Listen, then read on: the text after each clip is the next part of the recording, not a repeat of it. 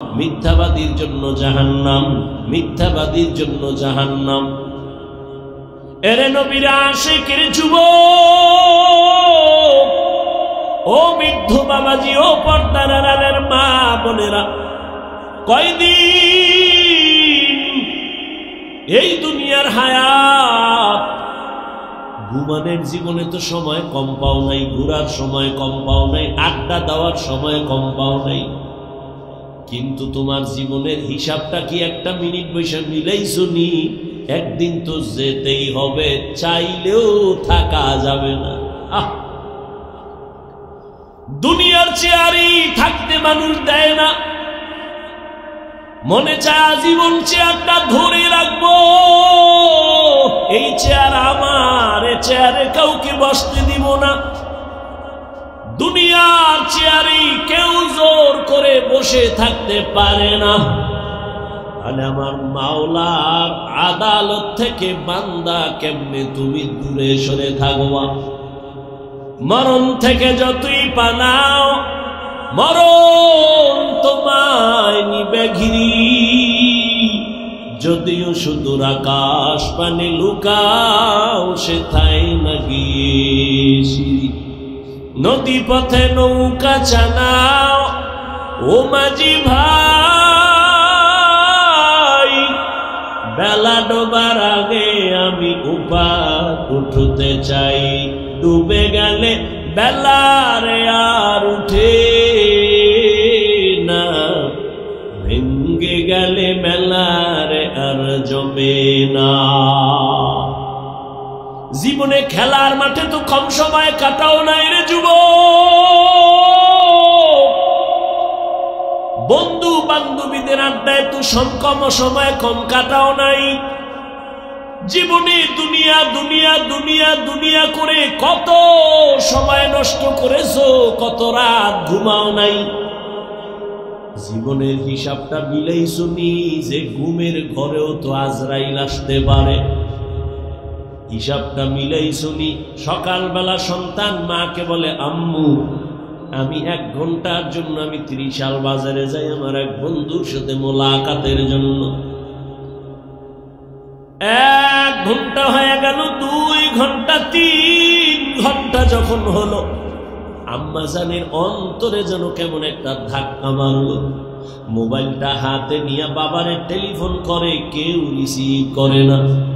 দীর্ঘ সময় পর কে যেন মোবাইলটা রিসিভ করে বলে, কে তুমি? বলে আমি এই মোবাইলওয়ালার মা। কয় মোবাইলওয়ালার বাবারে দাও। মোবাইলওয়ালার বাবারে দিছে, কয় তাড়াতাড়ি কই আসো, অমুক জায়গায় আমার ঘর। কয় তাড়াতাড়ি আসো, লাশটা নিয়ে নাও। এমন একটা দিন নাই যুবকের লাশের খবর নাই রে যুবক।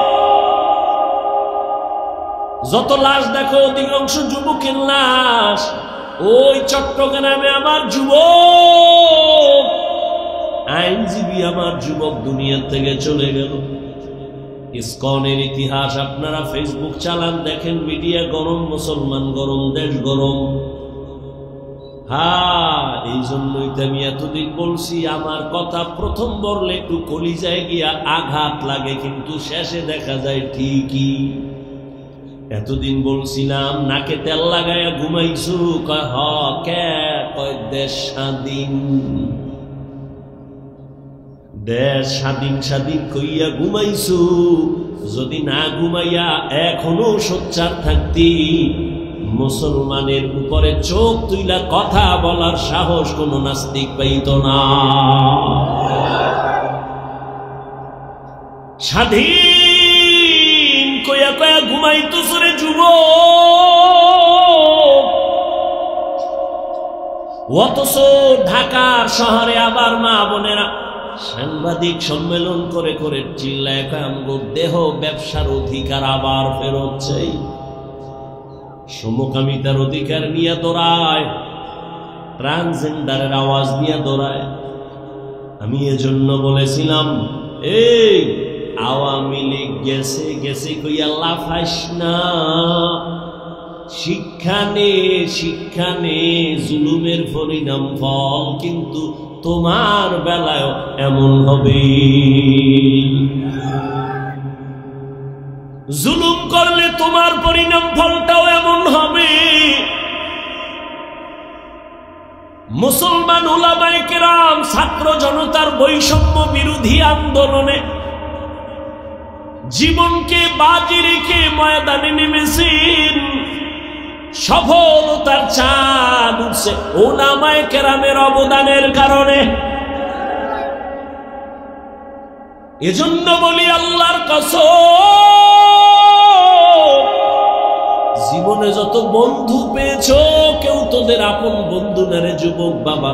এই জীবনে তোর কলিজার আপন বন্ধু একমাত্র উলামায়ে কেরাম।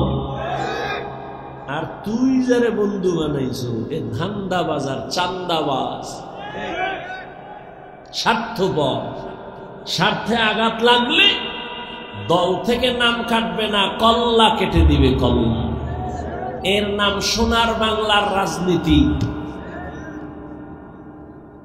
আর কোরআনের রাজনীতি আর ইসলামের রাজনীতি, মালিক যেই প্লেটে খাবে গোলাম একই প্লেটে খাবে।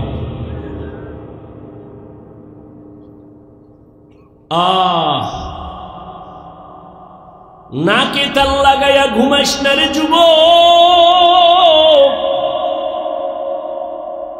ওলামায়ে কেরাম যে এত আন্দোলন করলো, হাজারো লাখো মাদ্রাসার ছাত্র ময়দানে নেমে গেল, কেউ কিন্তু বলে না আমগো ক্ষমতায় উঠাও এই জন্য আন্দোলন করেছি, বলে নেই। ওলামায়ে কেরামের কথা হলো আমরা জাতির বন্ধু, জাতির উপরে জুলুম হবে, সহ্য করা হবে না। উপদেষ্টা, প্রধান উপদেষ্টা যেই থাক না কেন, আমগো আফসোস নাই, তবে উলামায়ে কেরাম একটা রেড সিগন্যাল লাগায় দিছে, জুলুম করলে কোনো বান্দার ছাড় দেয়া হবে না।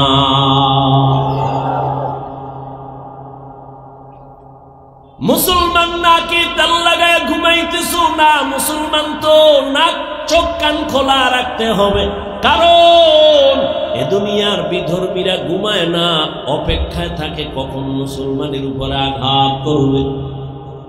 অতএব মুসলমান আরামে নিশ্চিন্তে ঘুমাবি তো সেই দিন বাংলাদেশের প্রত্যেকটা পাড়া মহল্লায় উলামায়ে কেরাম বুক ফুলাইয়া চলবে, কোরআনের বয়ান করবেন যেদিন, কোন বেনামাজি সুদখোরের অনুমতি নেওয়া লাগবে না। মুসলমান তো নাকে তেল লাগায় স্বাধীনভাবে ঘুমাবে সেদিন, যেদিন এদেশের প্রত্যেকটা মাদ্রাসা মসজিদের কমিটির মধ্যে বেনামাজি থাকবে না, সুদখোর থাকবে না। শিয়ালের রাতে মুরগি দিয়ে কয় 3 দিন আমানত, শিয়াল পণ্ডিত কয় 1 দিনও না। জিন্দা কেন মরাও দিন না। শিয়ালের হাতে মুরগি রাখলে যা হবে, ধর্মের চাবি সুদখোর বেনামাজির হাতে রাখলে তাই হবে। রাখছে কারা? এই শিয়ালের হাতে মুরগি রাখছে কারা? এখন আর আওয়াজ নেই। তোমরাই রাখছো।